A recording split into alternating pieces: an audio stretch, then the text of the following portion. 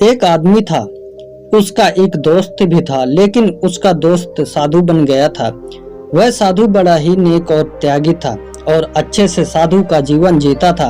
एक दिन साधु के गृहस्थ मित्र ने शादी कर ली। उसकी बीवी बहुत जवान थी और यह उम्र से बड़ा था। एक दिन उसकी बीवी ने लड़के को जन्म दिया। उसका परिवार झोपड़ी में नगर से दूर जंगल के पास रहता था। एक दिन उस औरत का पति बहुत बीमार पड़ गया।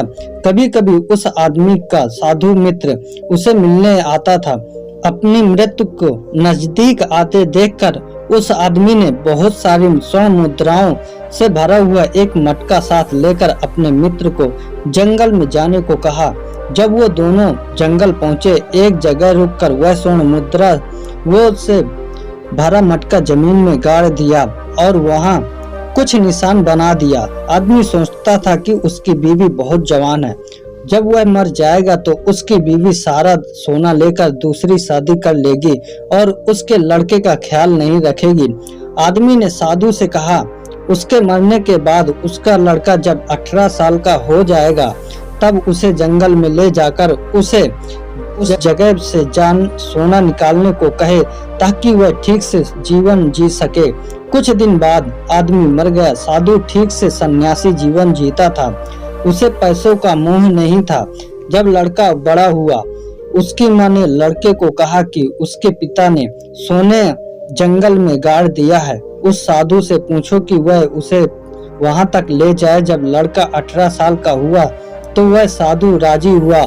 वह हर रोज उसे जंगल में लेकर जाता, लेकिन जैसे ही वह कुछ दूर पहुंचते वह साधु लड़के को खरी खोटी सुनाकर गालियां देने लग जाता। ऐसा बहुत दिन हुआ। हालांकि बाकी समय साधु बड़ा अच्छा व्यवहार करता था, एक अच्छे सन्यासी की तरह। ऐसा बहुत दिन तक चलता रहा। साधु जंगल में उसे ले जाता, अच्छा व्यवहार करता, लेकिन कुछ समय बाद गालियां देते देते लड़के को वापस जंगल से बाहर ले आता।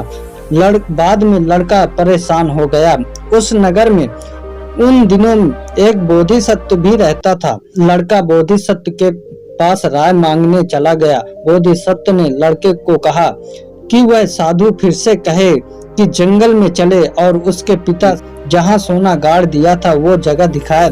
जैसे ही वह साधु गालियां देने लगे तो उसे बाजू सरका के उसके पैरों के नीचे जमीन खोदना शुरू कर दें।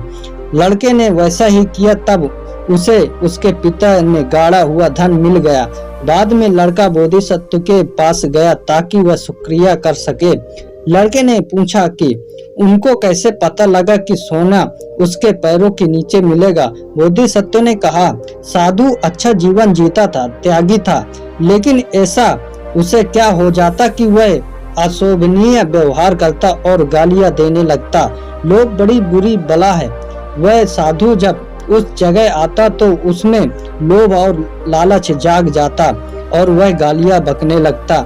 इस तरह बोधिसत्व ने अनुमान लगाया कि सोना वहीं गाड़ा था जिस जगह आके साधु वह गालियां बकने लगता था। एक बार भगवान बुद्ध एक गांव में ठहरे हुए थे। वहां एक गरीब आदमी रहता था। जब उसको पता चला कि भगवान बुद्ध उसके गांव में ठहरे हुए हैं, वह जल्दी से उनसे मिलने के लिए भाग पड़ा। उसने भगवान गौतम बुद्ध से पूछा कि उनके पिता कुछ दिन पहले मर चुके हैं। उसने ब्राह्मणों को बहुत सारे पैसे देकर क्रियाकर्म किया है, तो क्या उनके पिता स्वर्ग पहुंच चुके हैं या नहीं पहुंचे हैं? भगवान बुद्ध ने कुछ नहीं कहा। तब पागल होते हुए वह उस इंसान ने कहा, कृपया करके बताएं कि उनके पिता स्वर्ग पहुंचे हैं या नहीं। अगर नहीं पहुंचे तो क्या कर्म कांड करके उनको स्वर्ग पहुंचा दें। तब भगवान बुद्ध ने उसे एक माटी का मटका, घी और छोटे पत्थर लाने को कहा। जब वह वापस आया तो उसे बुद्ध ने घी और पत्थर मटके में डालकर नदी में जाने को कहकर लाठी से मटके को फोड़कर कहा और यह भी बताया कि अगर घी पानी में डूब जाए और पत्थर तैरने लगे तो तभी वो बताएंगे कि उनके पिता स्वर्ग पहुंचे हैं या नहीं। आदमी ने कहा कि ये कैसे हो सकता है, लेकिन उसने वैसे ही किया। जब पत्थर नदी में डूब गए और घी तैरने लगा तब वह इंसान समझ गया जैसा स्वभाव होगा वैसे ही गति मिलती है।